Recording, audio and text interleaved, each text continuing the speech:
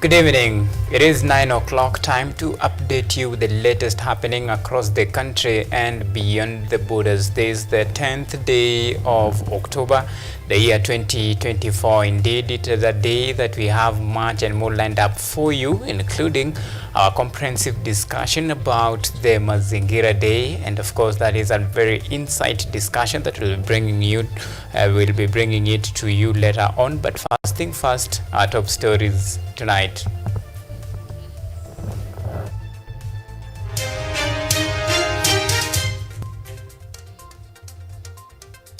Tonight, your days are numbered. Duale issues a stern warning to companies and individuals contributing to pollution of Nairobi River.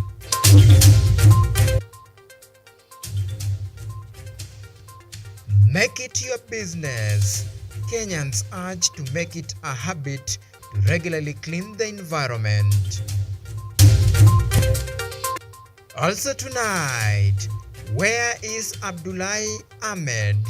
A family in Garsen cries for justice over their missing kin who was allegedly abducted by the police officers.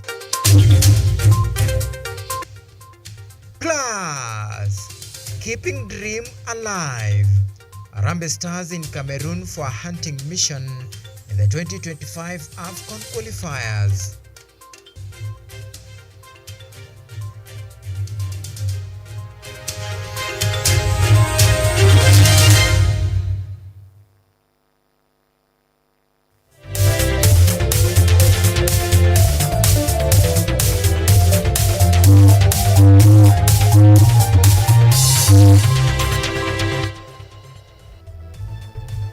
This is KUTV Primetime News with Auma Evans.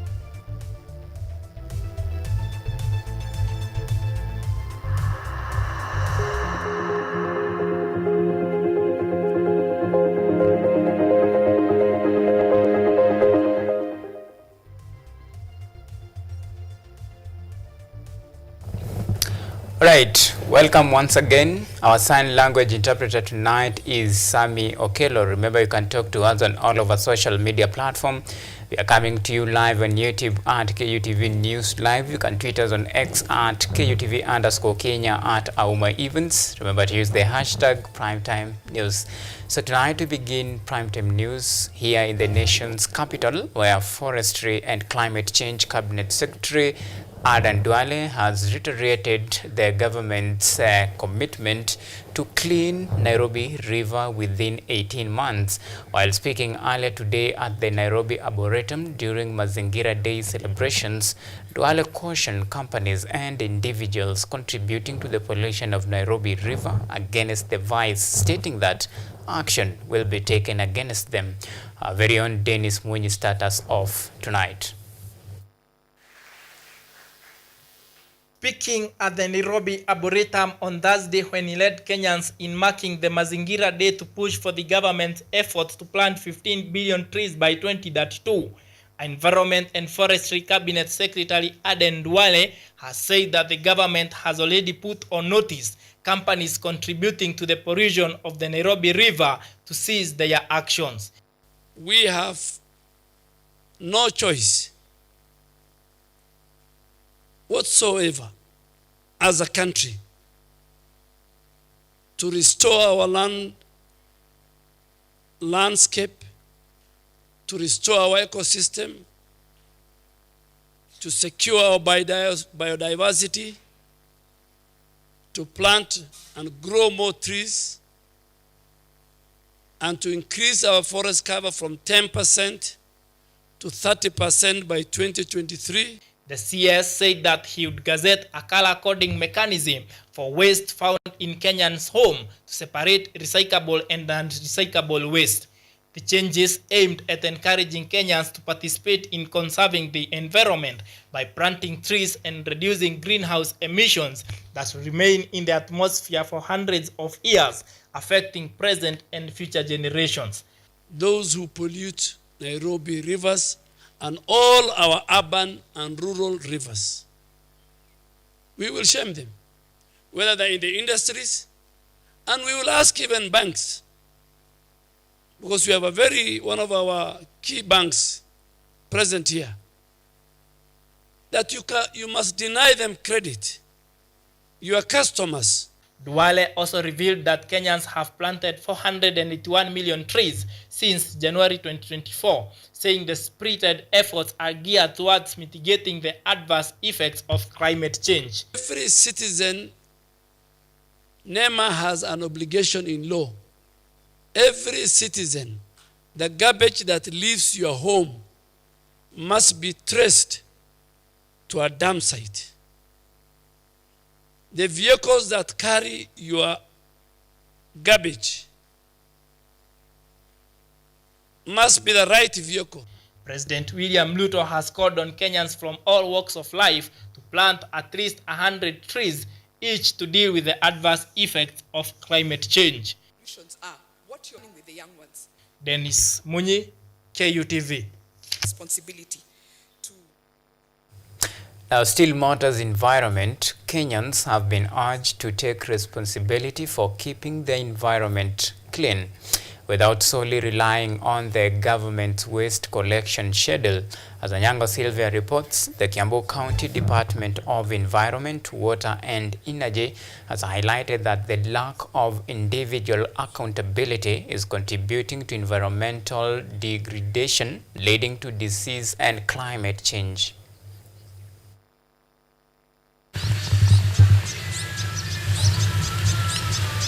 University students led by Kenyatta University Equity Leaders Chapter in collaboration with the Kiambu County Government today in unity commemorated Mazingira Day by cleaning the streets of Ruiru in Kiambu County. We are very happy to be here today. We are doing a cleanup here in Kihunguro. Today is Mazingira Day, as you all know, and we have decided to celebrate it by giving back to the community. So Mazingira Day is there to create awareness that we should keep the environment clean. They're not just clean, like it should be friendly, friendly for survival of everything, not just human beings, but every other thing. The same has been seen in our neighboring country, Rwanda. They normally have such activities. And so we implore to each and everyone that instead of perhaps having activities like national prayer days, we should actually sensitize people on the environment, the importance of cleanup. It might be tree planting or whichever activity, but again, give back is actually of essence. But cleaning the environment is a personal obligation. Everyone should, like that space that you are in, you should be taking in charge of that, and you decide that you'll be cleaning even by picking that piece of paper that you see that is around you. The students pointed out that environment conservation faces a number of setbacks, particularly due to the lack of basic civic education on proper waste management and the insufficient involvement of youths and persons with disabilities in climate change-led initiatives. Most of us, we don't participate in such activities.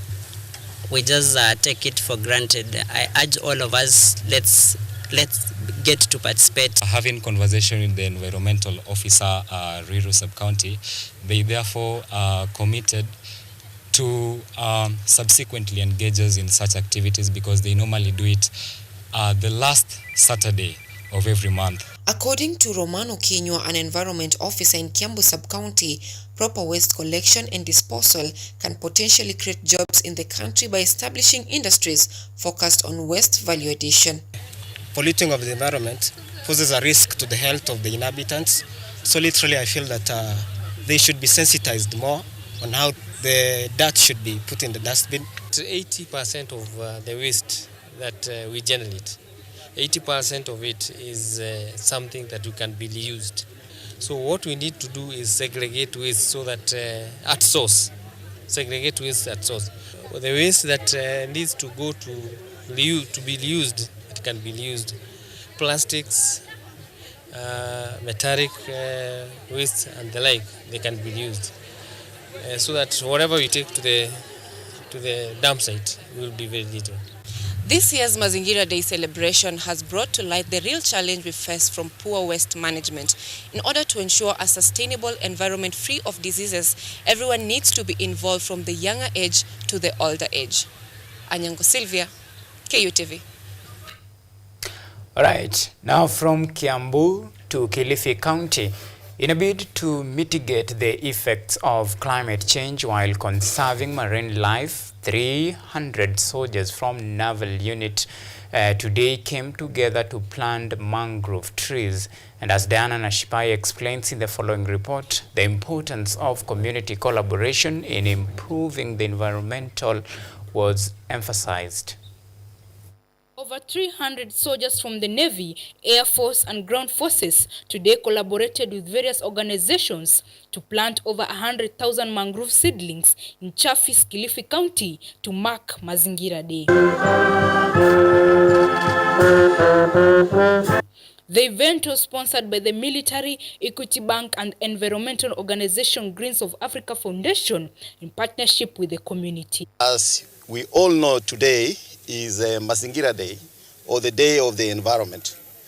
All of us know the threats, that the increasing threats on the environment, which I don't want to belabor, but specifically today we are gathered here in Chafizi village, which is in Kilifi North Sub-County, to address the issues of the mangroves. Speaking during the tree planting exercise, Brigadier Abraham Biwat from the Naval Unit explained that the destruction of mangrove has caused significant environmental challenges in the area, stressing the need for community cooperation to improve the environment. He added that mangroves help in mitigate the effects of climate change and protect marine life. As you know, because of the human activity on the planet that is threatening the planet, that is climate change.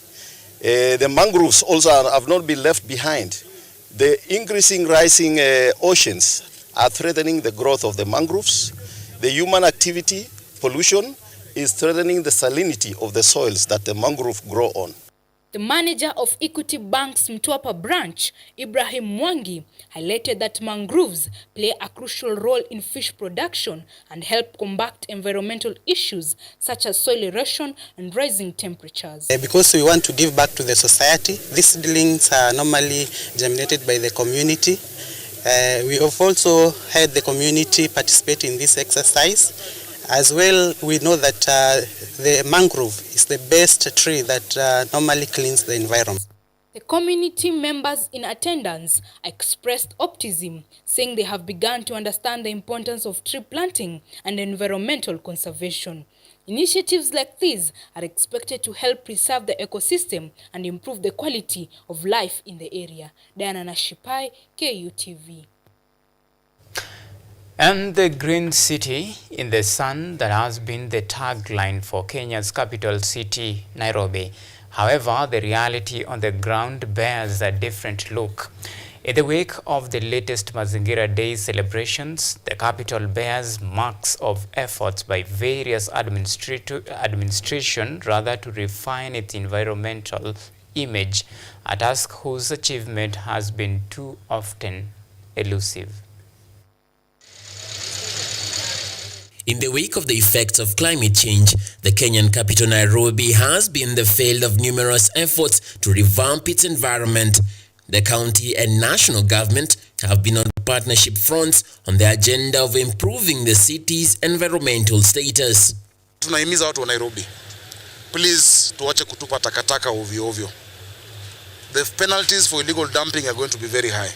You have seen right over here, when we have done the flushing in this drainage, what has come out? It is plastic bottles, it is papers, it is trash that is put in the wrong place. With a population of at least 4 million people and at least 2 million commuting to the city in the daytime, Nairobi's environment has been the victim to mounds of trash, whose management has seen various areas of Nairobi bear the brunt of the troubled process.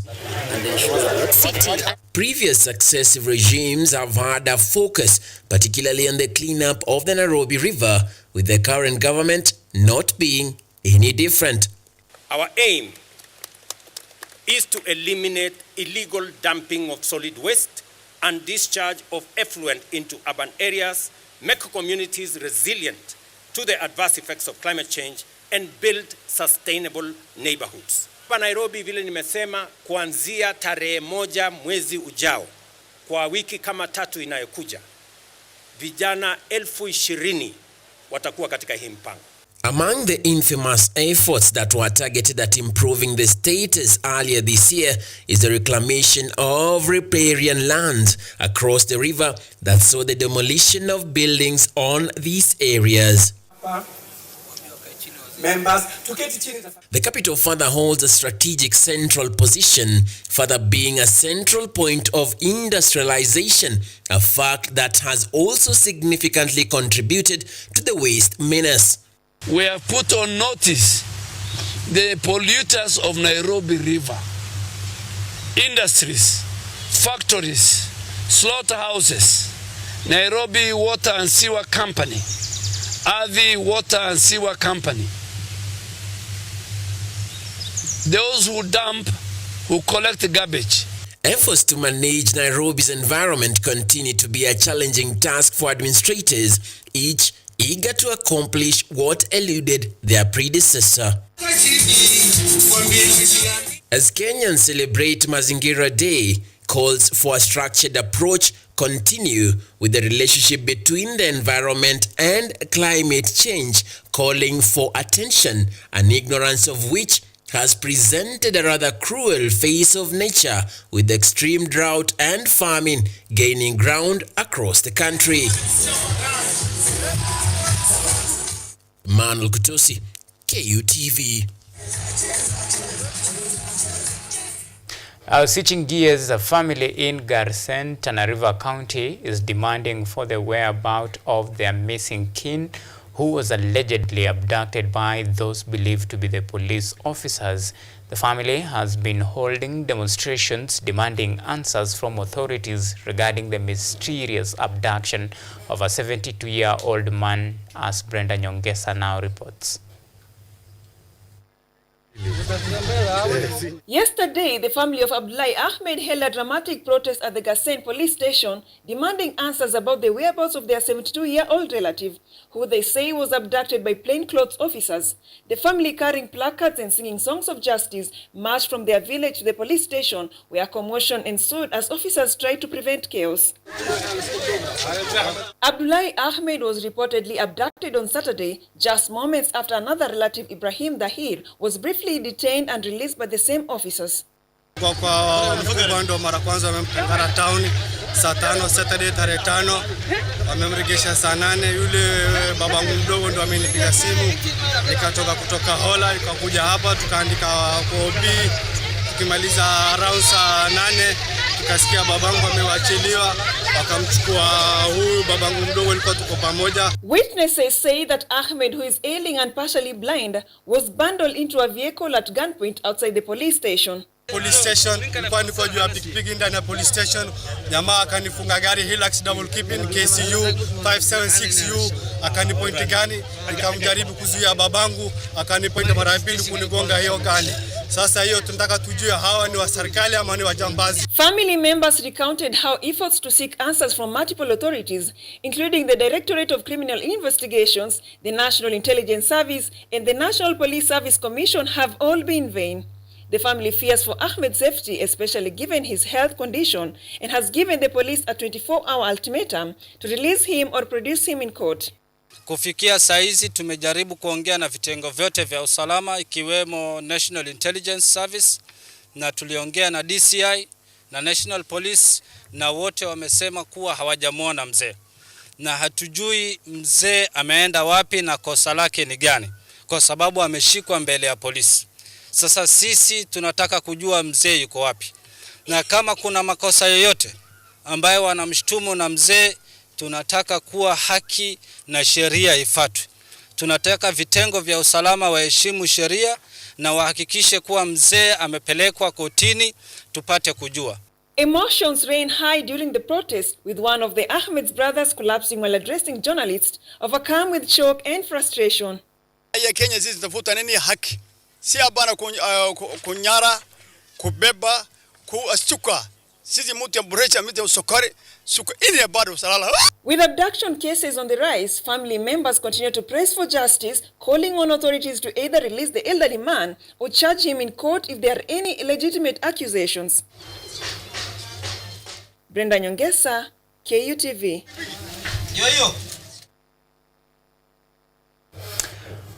Alright, that story by Brenda Nyongesa takes us to our first break here on KUTV Primetime News. Remember, plenty more to follow after the break.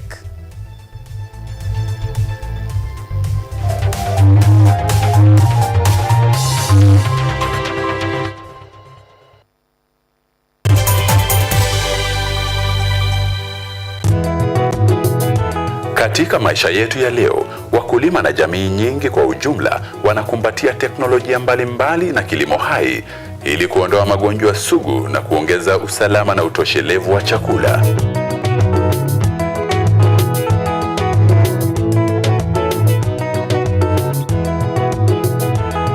Mbolea asili imepunguza asidi kwenye udongo na kuongeza mavuno chungu nzima.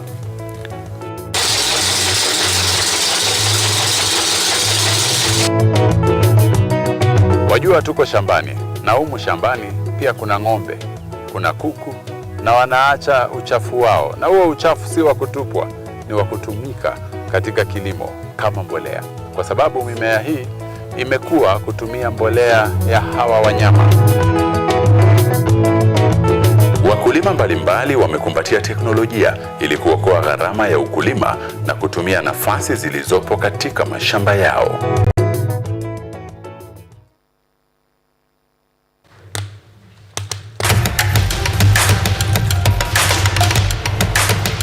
Access to knowledge, solution to unanswered questions.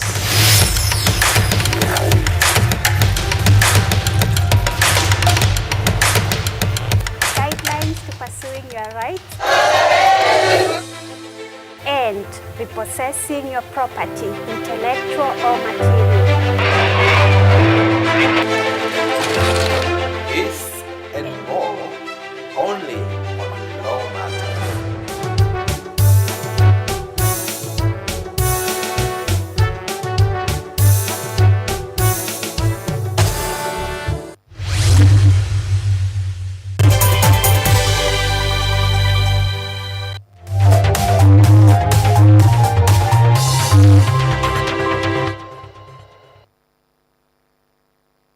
You are watching KUTV Primetime News with Auma Evans.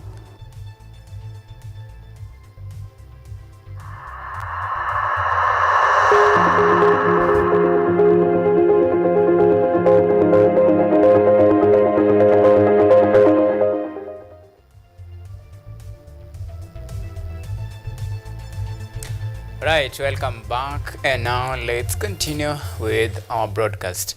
Now, as Kenya celebrate Mazingira Holiday, KUTV's Anyango Sylvia engaged with Mary Owino, who is a landscape architect and communication lead at the Green Generation Initiative, as she sheds light into ongoing efforts to continue greening the planet. Take a look. Hello there, my name is Anyango Sylvia, and today, being Mazingira Day, I am joined by Mary Owino from GGI, that is Green Generation Initiative, and she's going to give us insights, or she's going to tell us more on how the organization involves the young generation in greening the next generation. I know there's a lot of generation and greening, but just the baseline. She's going to tell us how the organization involves the young people in ensuring that the next generation is a generation of sustainability in terms of food security and good climate. Mary, please introduce yourself. I think you've already introduced us. You've already introduced me, but as she said, I'm Mary Owino. I work at Green Generation Initiative as the communications lead there. And I'm also very much involved in field activities and everything that GGI involves. Yeah, so yeah, that's from your social media and all the posting, I meant to understand that GGI generally involves the young generation, like going from school to school and generally teaching them on how to green the generation. How has it been for you, this journey? You know, most people think that climate is a very huge conversation. So how do you make it easy for the young kids? Okay, so as you've mentioned, GGI is a youth-led organization that's combating climate change across the country. And we do this mainly by doing tree planting and tree growing in schools across different counties. So we work a lot with young kids. Think of young kids in grade 1, grade 2, or even lower, and also going to the youths. So we cut across a big age gap because most of our volunteers are also university students. So your question was on how we are able to break down the whole concept of climate change for young people. So of course, when we are talking to kids who have not even started primary school, they're probably in it's kindergarten, you won't use such big words. So for them, they know that they're planting trees. They are part of the process. So we teach them how to plant a tree, how to recycle the paper that holds that seedlings. That's usually our main idea during our events. Then of course, at least our curriculum educates kids on the importance of trees. So we usually do a recap. So you just ask them what's the importance of trees, and they usually have the right answers. So for us, it's just to echo it. Then once a kid holds a tree seedling in their hand, we tell them they know which tree it is, and they know where they've planted it. And we've actually seen schools where they've inculcated the culture of children owning their tree.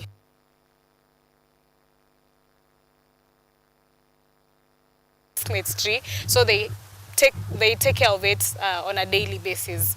So that's how we break it down to them. Of course, for a kid, they probably won't grasp it's climate change, but they know they have a tree that they're taking care of. They are watering it every single evening before going home.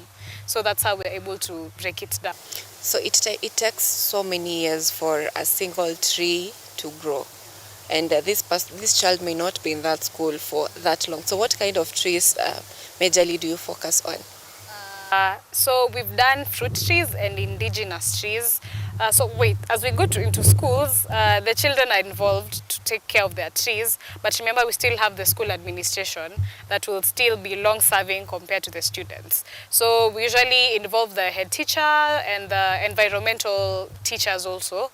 So they're the ones who would delegate to certain trees to different kids. So we do, for a tree, it needs a lot of attention when it's at the baby stage, when you've just planted it. And you're looking into 3-4 months before it's able to do its own thing on its own. Trees are very powerful. So that's what we do. But we do mainly indigenous trees and also fruit trees, so that schools are able to get some fruits at the end of the day or after a few years. So yeah, we mainly do fruit trees and indigenous species. And when you're moving through the age, like in campuses and in high schools, how do you get to involve, what criteria do you use in selecting that there is this group of people who are supposed to be involved? Is it only for the environmental students, or it's just a call to every youth in campus? Yes, it is. If you wish to volunteer, then it's possible for that to happen. But I'll admit that we've mostly been going through the environmental clubs in different schools, because our assumption is the students who are passionate about environmental issues are most likely to join the club. So most of the time we would source for volunteers or people who are willing to help us out from specific eco clubs or environmental organizations within the schools. How responsive are these groups, like schools and maybe primary school, their teachers, high school, and also campus students? How responsive are they to the initiative, like the urge to grow trees? Maybe to start with primary schools and secondary schools. As you know, the government, in collaboration, of course, with the president, there's a target that we're trying to hit as a country, and 2 to 2 or 3 years ago, schools were tasked with planting trees in their open spaces. So you find that most schools have a target to hit. That target that has been given either by the county government or the environmental department of a county government. So most of them actually have space that has been set out for tree planting in an effort to meet the national targets. So when we go into schools, they're actually very receptive because we are the ones, we donate the seedlings, and at least we are able to capacity build with the children. So most of the times we find that we take the load off the schools back, because we come in with the seedlings and we are also able to teach kids how to go about the tree planting process. Now their role comes in the tree growing because they're the ones who will stay in the school. So most likely when we are not there, they're the ones who will come on a daily basis to make sure that the trees are growing. For campus students, we've also had really nice reception in terms of getting volunteers for events. We never lack volunteers, especially from Kenyatta University. Recently, we've had a good number of volunteers who helped us last week, so that also hasn't been an issue. So young people are actually receptive to the whole climate change and now tree planting situation. Now that you mentioned the government, does the government give funding for just organizations, or it's something that anyone can benefit from? In terms of funding? So I'll probably speak for GGI specifically. For us, we mostly target, in terms of sponsorships and donors, we target private entities, mostly companies that have CSR, corporate social responsibility funding or budgets at the beginning of the year. So most of them, you find that they have a target to achieve in terms of what they've done for community or for climate change or anything for the greater good of the society. So those are usually our main targets. We've been able to work with banks mostly, and also other organizations in different sectors. So that has been our main source of funding. So yeah, I may not speak to the government issue accurately. Yeah. Okay. Now, is GGI planning on involving individuals who are out of education institutions? Like, for example, you see this empowering or making climate action measures be known cannot only be achieved by the young children. I mean, climate is big. It goes all around, from carbon emissions and all that. So generally, the people who are contributing to climate destructions, most of them are not even those kids. So they are like coming in to solve problems they didn't create. So are you like, is the organization planning like involving people who are not in institutions, like someone at the village, at the marginalized position, someone who has no idea that just by burning things around that is contributing to climate change?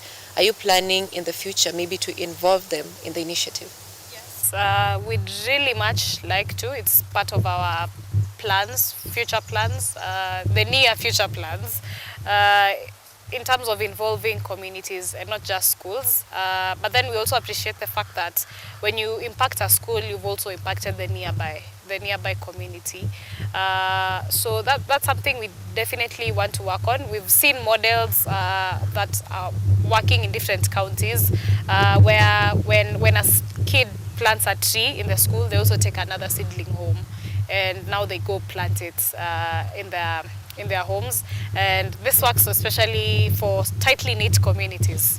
Maybe in the village, this is not something you're likely to succeed with in Nairobi, because maybe you might even lack the tree planting space for the kids. So for us, mostly as we go into counties that are not specifically cities, we think that's something we'd quickly adapt. If we are going into communities where farming is a major part, so it means the community and family members do have farms where a tree would grow. So this is me just putting into context our situation. In Nairobi, it's kind of hard to do that because kids come from all over the place, and I'm not sure whether most kids would have that space too. But then that's how we typically impact the community. Also collaborations, we do have a number of collaborations, maybe not even particularly school institutions. Like recently we've collaborated with the county government of Nyandarua. As I mentioned, we've also worked with financial institutions. So that's just us increasing our reach, and I'm sure that we are going to have more collaborations in the near future. Let's talk about that collaboration. Now, mazingira is a big word. It goes from littering to cleanliness and rivers, lakes and all that. So GGI mainly focuses on tree planting. Is there an avenue where you can also include, where you're partnering with institutions like NEMA to give maybe education to the public and all that on how to preserve the environment, not just by planting trees, but also including other measures of preserving the environment? Yes, that's something we definitely want to do. And now, of course, there are many channels of doing it, NEMA being one of them. But just maybe, even just as a recap of a conversation we recently had with the county government of Nyandarua, it opened up our eyes to so many possibilities of impacting climate change in a positive way besides planting trees. So a whole conversation of biogas and recycling of waste and that kind of situation. So I can say confidently that looking forward as GGI, we are going to expand further than tree growing, because climate change is a big bubble, and we can all tap into different things, but tree planting was a good way to start also, and a good way for us to record our progress and to know how much further we can go. So yeah, we look forward to collaborations with NEMA and all other organizations to capacity build and also funding. Do you think the government is doing enough in terms of climate action, like in terms of funding, education, like the energy put in climate action? Do you think the government is doing enough? That's a tough question, because enough is relative to different people. I might say they are not, another person might say they are. Well, what I'd say is it can do better. Our government definitely can do better in terms of making sure that things that have been stated in our climate change plans are actually being implemented on the ground. Maybe that's the part where we are missing out a bit, because it goes further than allocating funds. It goes further than creating commissions and departments. There's a lot of work that has to be done. You know, there's the actual doing. So maybe that's where there's great room for improvement, actually. So maybe in terms of maybe if they are giving a plan, they like follow it up to the letter and ensure it's implemented. It's not just a plan that's amazing on the first few days. You know, we have to look after 2-3 years. Did we clean up the waste? Did the trees thrive? That's kind of conversation. Okay, just coming back to GGI, you know, everything that we are doing right now in this century, we look at sustainability of it. So as GGI, what keeps you inspired to, or what is it that you do to ensure that what you're doing is sustainable, like it will be impactful even in the next 100 years? What we do to ensure there's sustainability. So of course with tree planting, we are thinking long term. And for us, it's not just tree planting, it's tree growing. So we have systems in place where we know if we are going to plant this certain number of seedlings in this specific school, how do we check up every other month to see how they're doing, and we also get ratings in terms of survival rates. So for us, that's a big part on sustainability, so that we're not just throwing seedlings in different schools, but we are also able to go back and see, or rather even have volunteers who keep going back to the schools to see whether it's a sustainable way of going about things. So that's our main inspiration, the fact that you might walk into a dry school right now and kids do not even have a place to have lunch under a tree. And then when we go back 4-5 years down the line, there's a place of shade. That's what impact and sustainability means for us. Yes. There are so many institutions, not just institutions, organizations, NGOs who are focused on climate. Some of them, they're actually doing it to get some of them are planting trees to get the carbon credit fund from the government. Some of them are doing it, most of them are doing it for business. So what makes GGI stand out? For business. But I'd say right from our founder, Liz Wadhuti, who is very passionate about, she has been passionate about the environment since she was 7 years old. We are very driven towards seeing impacts, especially among kids. That is what warms our hearts every single time we get into a school and just try to understand how, or rather educate kids on how to go about tree planting. For us, it's us seeing a generation of people that are environmentally conscious. That's what feeds us every single day and drives our passion.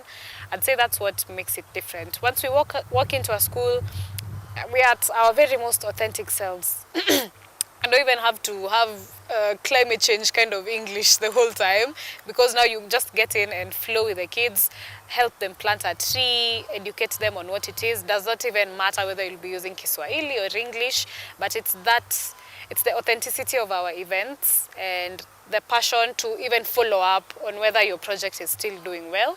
That's what makes GGI different. Okay, now as we are trying to conclude, I was trying to get this to ask you about GGI and your passion. So there is something about passion that sometimes, they say sometimes passion ends according to the number of challenges that you encounter. What would you consider to be the biggest challenge in the whole of this journey?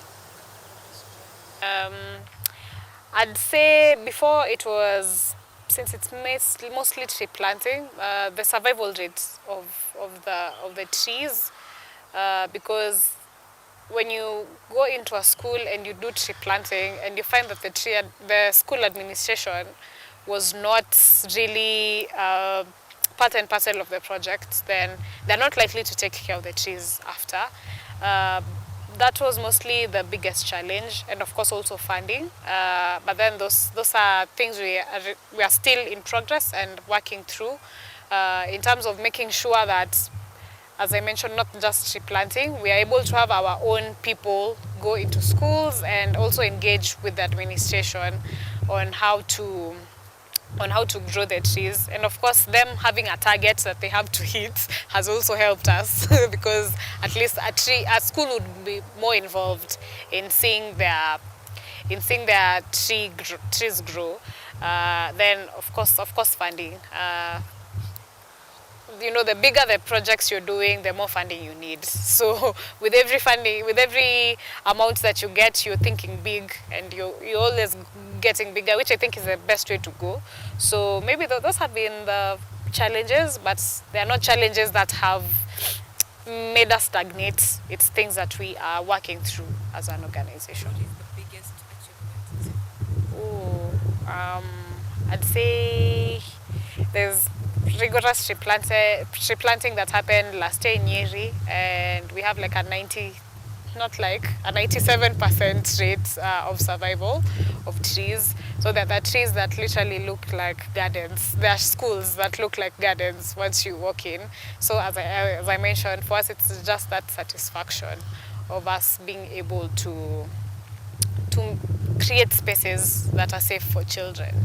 So yeah, that has been among many other achievements. Yeah. Okay, now as we conclude, all factors considered, including funding, sustainability, policy making, campaigns, and education to the public, what would you wish, what would you want to be done differently to push for this climate action agenda? what I'd want to be done differently is for more people to be involved, not even more people, like every single person should take environmental awareness as part and parcel of what they do. Because once it's at the back of your mind, you think differently about how your small actions impacts the environment. So maybe if I was to become God for a day and turn everything to my how I'd want it, then that's one thing I'd want most people to do differently, because it's definitely harder when it's only few people that are concerned with this specific issue. Yet when the environment deteriorates, everyone feels a pinch of it. Yeah. So right, it's definitely harder when it's done by a few people, but when the whole community stands together, we can make our environment better. That was Mary Owino from GGI. Thank you so much for making time. And as we mark this Mazingira Day, make sure you plant a tree and grow the tree, not just plant the tree, grow the tree. Thank you. That's right. And you're due for yet another very short break here on KUTV Primetime News. When we come back, up next, Sports News.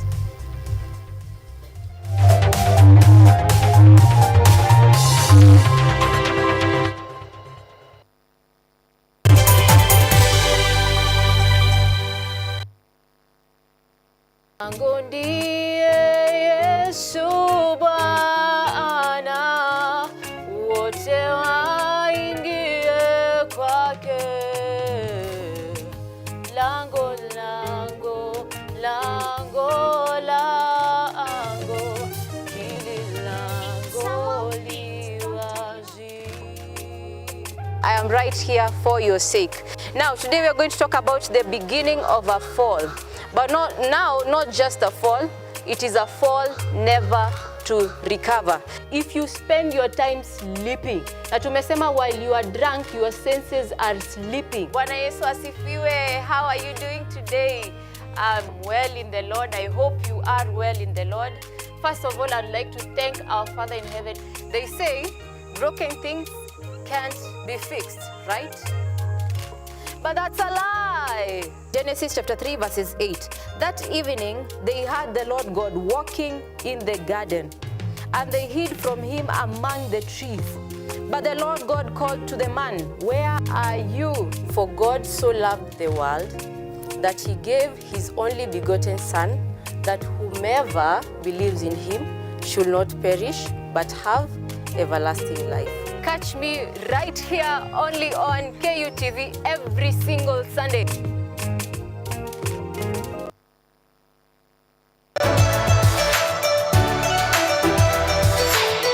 So my name is Jakub Petri. I'm Associate Professor in the Institute of Philosophy of Jagiellonian University in Krakow, Poland. And I'm the main coordinator of the CAFE project, which is being here hosted by Kenyatta University. My name is Ewa Hudoba. I am a project manager in this consortium. Keep watching cutting edge research at Kenyatta University Television.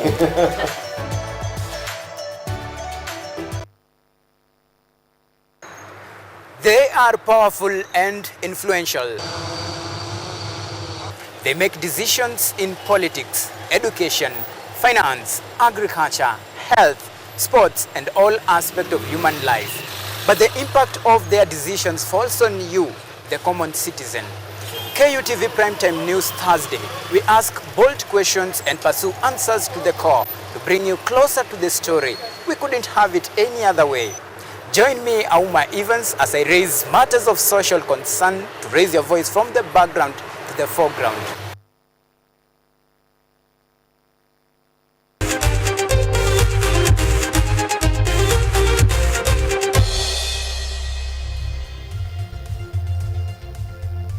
Now let's talk matters sports. Men's national football team Harambee Stars are set to take on African giant and the 5-time Africa Cup of Nations champions Cameroon and the Africa Cup of Nations 2025 Group J qualifiers clash away at Douala in Cameroon this Friday.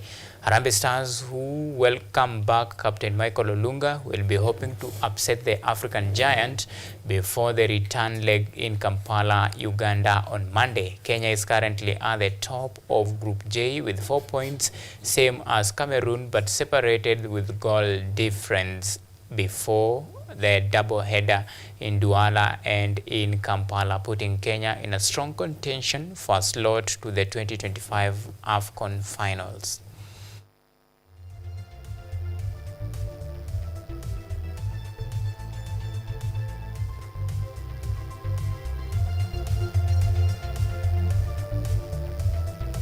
Now from football to athletics. The 2022 London Marathon champion Amos Kipruto is gearing up for a return to the world stage at this year's Chicago Marathon, aiming for a victory that could re-establish his position among the elite long-distance runners. Kipruto, who has been sidelined for much of the season due to injuries, was forced to withdraw from races, including the London Marathon, where he had hopes of defending his 2022 title. The Chicago Marathon, which returns this Sunday, the 13th of October, is set to be Kipruto's first major marathon race since his 2023 Berlin Marathon disappointment, where he was unable to reclaim the form that made him champion in London.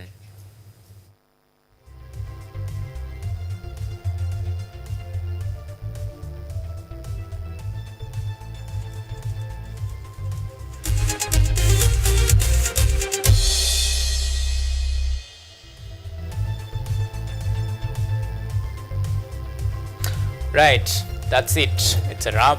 Many thanks for the men and women behind the scene, and of course for you, our esteemed viewers, for always keeping us a company in the last 53 minutes or so. My good name is Auma Evans. Samuel Kelo is our sign language interpreter tonight. As I live, well, whether it's Mazingira Day, Utamaduni Day, whatever it is, have it at full blast and a blast to enjoy the rest of your viewing.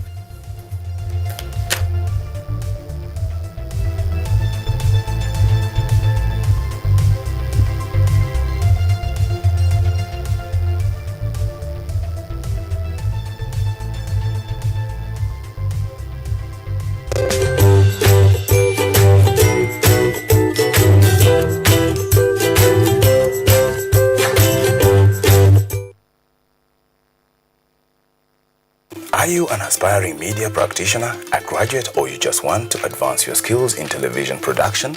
Then welcome to Kenyatta University, where education meets innovation. KUTV, the premier university television station in Kenya, is now offering short courses in TV studio, field technical operations, and video